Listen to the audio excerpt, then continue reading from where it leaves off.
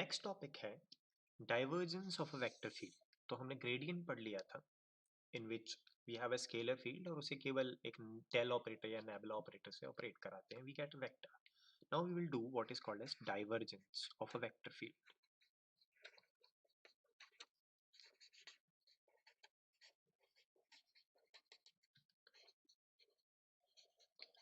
So if you are only interested in mathematics of divergence of a vector field, मान लीजिए एक field है ए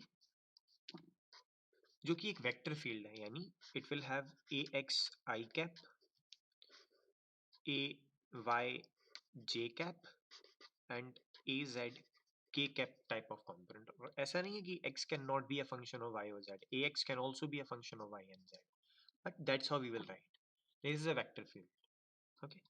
और एक और वेक्टर हम जानते हैं. What is the nebula operator or gradient operator or del operator? It is I del by del x plus j del by del y plus k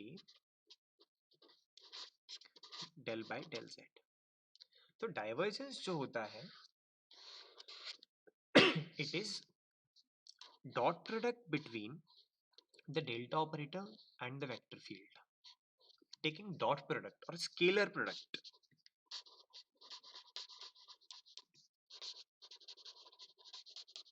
The scalar product of nebula or delta operator and the vector field give you what is called as divergence of that vector field.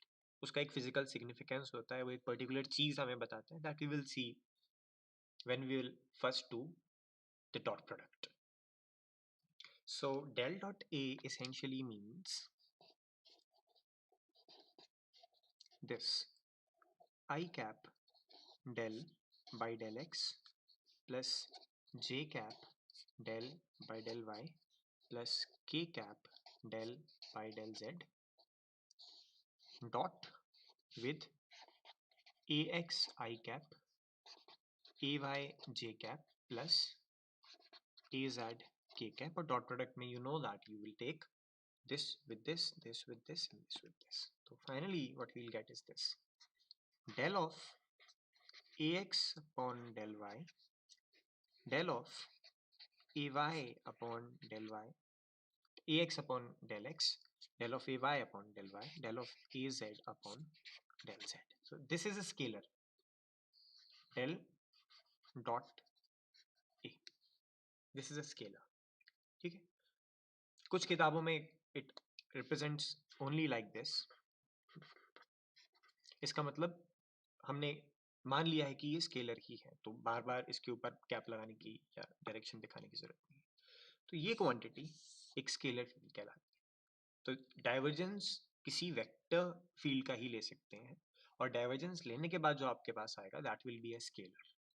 ठीक है, अब आते हैं इसके physical significance पे कि क्या बता रहा है actually, what is the physical significance.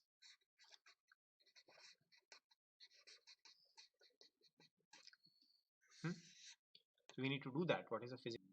So actually, physical significance of divergence, we also represented by div of a vector field V या vector field A. इसका physical significance ये होता है that it gives you flux per unit volume.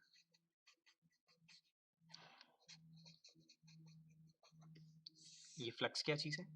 तो मान लीजिए आपने किसी फिजिकल क्वांटिटी को एक क्लोज्ड वॉल्यूम में इनक्लोज किया हुआ है। फॉर एग्जांपल लेट अस से यहाँ हमने एक चार्ज रखा हुआ है, तो इस चार्ज की वजह से this is a positive charge, electric field lines will come out.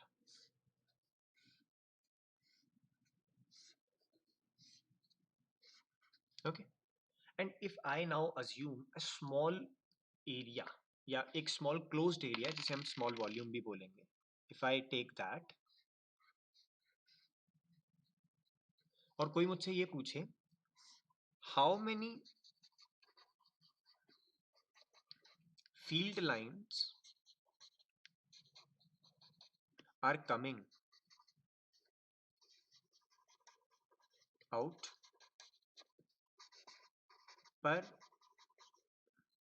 unit volume.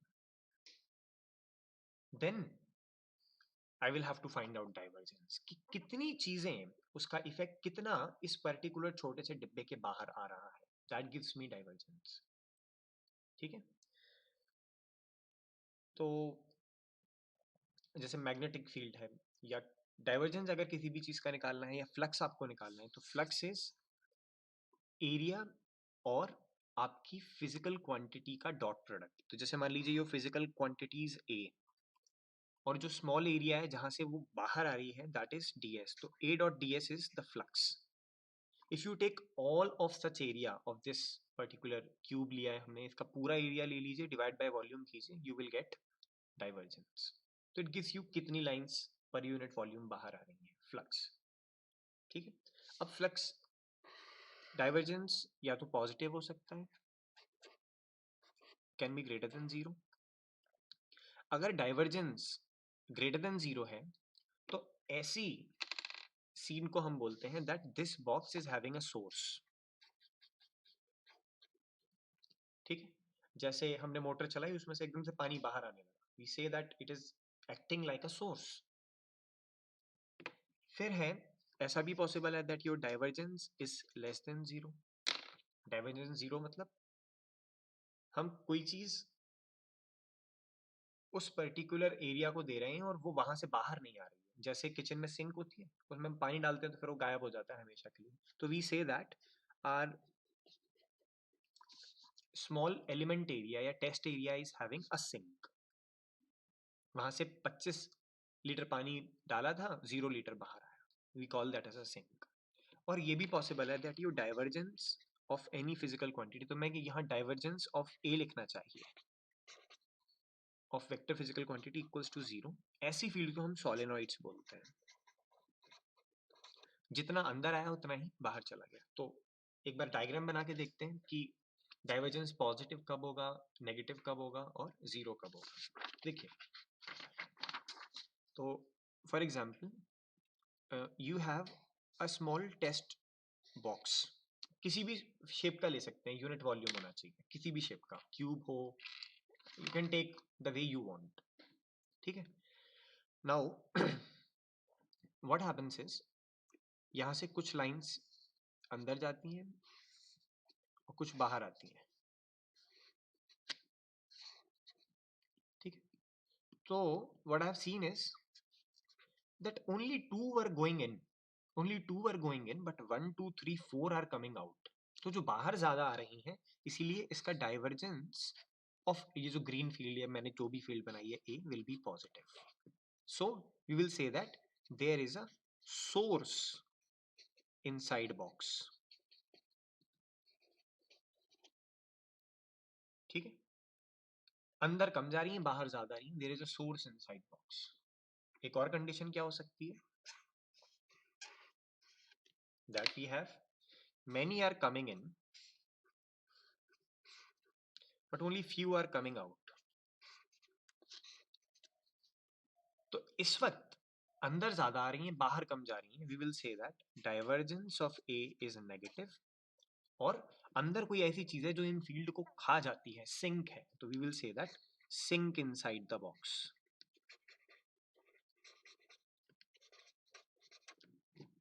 और कई चीजें कैसी होती हैं, जितनी अंदर गई उतनी ही बाहर आ गई। तो आप इसके हर पॉइंट पे देखिए, जितनी अंदर आ रही है उतनी बाहर जा रही है हर सरफेस एरिया से। We say that here divergence of A is zero and such a field we call as solenoidal या solenoid।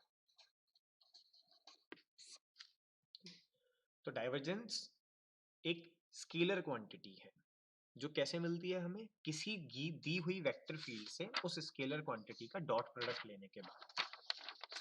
दी हुई वेक्टर फील्ड से उस स्केलर, दी हुई वेक्टर फील्ड से डेल का डॉट प्रोडक्ट लेने के बाद we will get a scalar field. और ये बताती क्या है, ये बताती है कि कितना फ्लक्स पूरे वॉल्यूम से बाहर आ रहा है, कितना फ्लक्स पूरे वॉल्यूम से बाहर आ रहा है। This is only thing we need to remember. Okay, तो आप को सवाल जो है कुछ इस तरीके से पूछा जा सकता है, निकालिए। मान लीजिए आपकी जो वेक्टर फील्ड ए है वो इस फॉर्म की दी हुई है, x square y i cap plus 2x z square y j cap plus x cube y z square के cap. What you have to find is divergence of A. So now you remember that this dot has a very big significance. अगर ये गायब है तो gradient है, और gradient तो scalar का ही लेते हैं, वेक्टर का तो ले नहीं सकते. तो this now has a significance क्योंकि हम वेक्टर का डॉट प्रोडक्ट ले रहे हैं. तो if you do this तो हम जानते हैं it is nothing but ये पोर्शन कहलाएगा ax, इतना पोर्शन कहलाएगा ay, और ये पोर्शन कहलाएगा az. तो it is nothing but del ax with respect to derivative लेंगे इसका x से, डेल ए वाई का derivative with respect to y से, डेल ए जेड का derivative with respect to z से. If you do this, x का derivative, ये ax का derivative with respect to x will give you 2xy plus what is this, this will give you 2x z square because there was only y, तो इसका derivative with respect to y will be 2x z square plus इसका derivative होगा 2x cube y Z, और ये एक scalar number है, इसमें आई जे के नहीं है. तो we have got the divergence of the given vector field is this. अब आपसे पूछा जाए कि इस डाइवर्जेंस की वैल्यू निकालिए at x equals to 1, y equals to 0 and z equals to 2. तो इसकी वैल्यू हम निकाल सकते हैं. तो divergence of a at 1, 0, 2 is equals to, देखिए जहां भी y है वो तो 0 कर दीजिए, तो ये 0 हो गया और ये 0 हो गया. Now we are left with only this term. जहां y था वो 0 कर दिया, we are left with 2x z square. x की जगह 1 रखा, z की जगह 2, 2 इंटू 2 इज 4 इंटू 2 इज 8. तो 8 आंसर है. अब देखिए डाइवर्जेंस इस पॉइंट पर पॉजिटिव है, इसका मतलब there is a source at this point या around this point. So that's how you will be able to now tell something about the effect of that particular vector field coming out of a unit volume. उसका प्रभाव जो elemental area के बाहर महसूस हो रहा है, you will be able to do that using divergence. तो अभी तक हमने क्या पढ़ा? एक ऐसा ऑपरेटर जो रेट ऑफ चेंज बताता है. अगर स्केलर्स पे ऑपरेट होगा तो ग्रेडियंट, और वेक्टर्स पे ऑपरेट करेंगे तो डाइवर्जेंस. एक स्पेशल तरीका भी अभी लेफ्ट है, उसे हम कहते हैं कर्ल. तो CURL, कर्ल क्या है ये हम देखेंगे अगले पार्ट में.